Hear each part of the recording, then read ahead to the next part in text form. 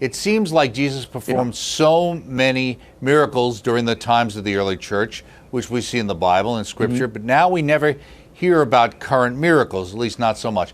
Aren't Christ's miracles still alive and kicking today? I think you believe so. Please discuss, and this is Mary Ann from Tampa. Yeah, well, Mary Ann, yeah, absolutely. So we now today have the capacity to actually validate these miracles, and so of course the validation of the miracles through a scientific or medical means are really remarkable. Let me give you one example. St. John Paul II. So we have a whole medical team, 7 medical experts, that validates this miracle that takes place in the 1990s to a woman named Floribeth Mora. She has a brain aneurysm, and she is instantly cured of the brain aneurysm. And of course, there's, this team just has to conclude at the end, there is no physical cause to explain this. I mean, again, the one with Fulton J. Sheen, the miracle that happened in 2010 with the Engstrom family, right, where, this boy he's born as a stillborn, and is stillborn without a heartbeat for 1 hour after he's born. And then on top of this, his heart starts beating 1 hour after his birth when they start praying through the intercession of Fulton J. Sheen. And of course, again, the scientific board of 7 scientific and medical consultants just concludes, it can't be explained in terms of a physical cause. Again, we see with Pope Paul VI, the miracle behind, one of the miracles behind his canonization, right, or future canonization is that he is literally, there's a child in utero who has substantial brain damage, right? They prayed through the parents prayed through the intercession of Paul VI, and this child literally not only comes out, perfectly sound without any brain damage, but today he's alive, functioning perfectly as a normal. How does this happen, right? I mean, it's just inexplicable in terms of physical terms. Again, there is the 69th validated miracle of Lourdes. Of course, there have been thousands of miracles that have taken place in Lourdes, but there's a whole process set up by the Lourdes Medical Commission to examine these, again, with a committee of doctors and scientists who are seeking any known physical explanation for this miracle. Well, anyway, the 69th validated one by the Lourdes Medical Commission just got approved, and essentially it was, I believe, a woman named Castellino. She had basically had several surgeries for tumors. She was going to go back for her 4th surgery for another tumor, and of course, kind of the end of the row. Instead, she decides to go to Lourdes instead of to the surgery. She comes out of Lourdes, and of course, there's absolutely no manifestation of the tumor, contrary to all the x-rays, contrary to all the other, no known physical cause. So that just got approved very recently.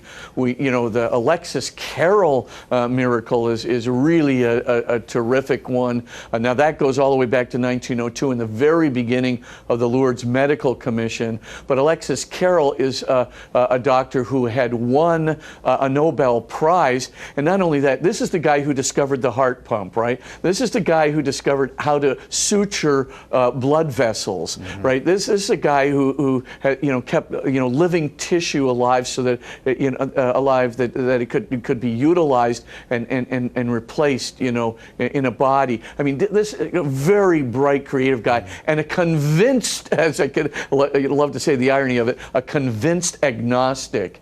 And this fellow literally is on a train. Somebody convinces him to help take some medical patients from Paris to Lourdes. So he gets talked into it. He goes on the train, and he meets this woman who's on the train, who's literally in the process of dying, Marie Bailey. And so she's on this train. She has a completely distended abdomen, right? She's got lumps in the abdomen. She has all the tubercular, signs of lung infection, right? She's obviously an advanced case tubercular peritonitis, and of course she's on the train with Alexis Carrel, and he just gives her morphine because she's in the process of dying, and he looks at her and goes, "Wow, this person is going to die, right when she gets to Lourdes."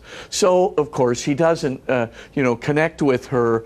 She goes to Lourdes. She's bathed in the waters 3 times. She loses completely the abdominal distension. She loses all the effects of the tuberculosis in her lungs. She literally walks back onto the train from Lourdes under her own power, and Alexis Carrel is looking at this and going, "No way. No possible way." So of course now he's stuck. So of course he doesn't want to admit, that there's not some possible explanation. So he kind of holds on for a while, but then eventually, he witnesses another miracle of an 18-month-old boy who's blind from birth, who receives his sight instantaneously. And that did it. He couldn't resist any longer. He finally just says, "No, there is a transphysical cause here. There's a God here. It's related to Lourdes. It's related to the Mother of our Lord."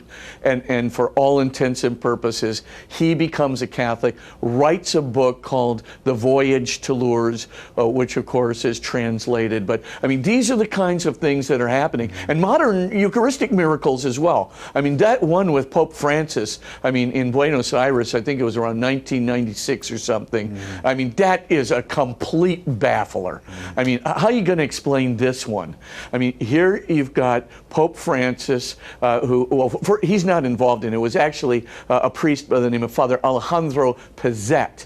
And he's in a church one day, and of course, a lady informs him that a host, a Eucharistic host, consecrated Eucharistic host, had been discarded and left in a candle holder.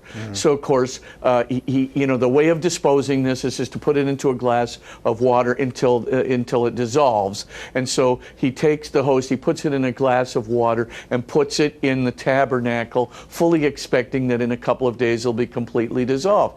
Comes back, it's not dissolved. In fact, it seems to be transforming.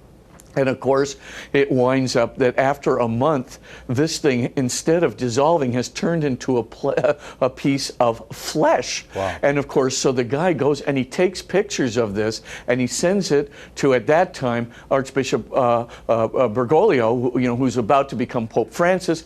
And of course, Bergoglio says, "Okay, take these pictures and we're going to verify that this has happened." So he takes the pictures. Then they actually take the flesh.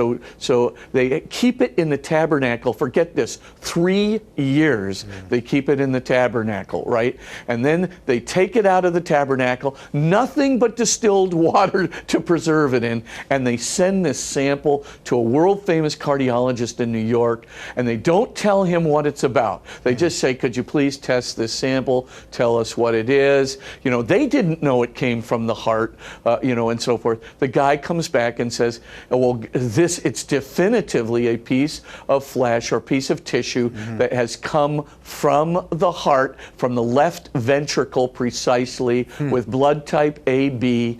And then here's the bizarre part. It says the white cell count in this is exceedingly high, and the only way in which those white cells could exist in the heart at that time was if the heart had been alive when the tissue sample was removed. Wow. In other words, this was a live piece of heart tissue that was in there, and the white cell count definitively proves this.